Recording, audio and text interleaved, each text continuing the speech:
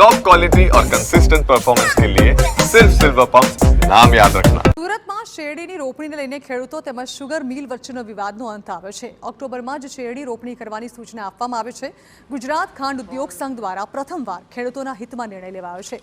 Sugar મિલોમાં શેરડીની રોપણી માટે તમામ માટે સરખો સમય નક્કી નહોતો। નવસારી કૃષિ યુનિવર્સિટીના સંશોધન બાદ ઓક્ટોબરમાં શેરડી રોપણીનો નિર્ણય લેવાયો।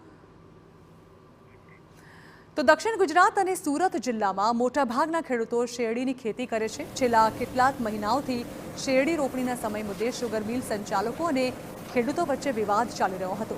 ખેડૂતો ઓક્ટોબરથી શેરડીની રોપણી કરવા માંગતા હતા, જ્યારે કે શુગર મિલ સંચાલકો સપ્ટેમ્બરથી રોપણી શરૂ કરવા દબાણ કરી રહ્યા હતા। ત્યારે ગુજરાત રાજ્ય ખાંડ ઉદ્યોગ સંઘે નિર્ણય લેતા ખેડૂતોમાં હાલ ખુશીનો માહોલ છે। ખાસ કરીને જ્યારે સતત શેરડી બનતી હોય ત્યારે લીલો પ્રવાસ અને ત્યાર પછી ઓક્ટોબરના વાવેતરની જે મુહિમ છે અને ખાસ કરીને વૈજ્ઞાનિકોની જે ભલામણ છે એ તમામ સુગર ફેક્ટરીના સંચાલકોએ સ્વીકારી છે।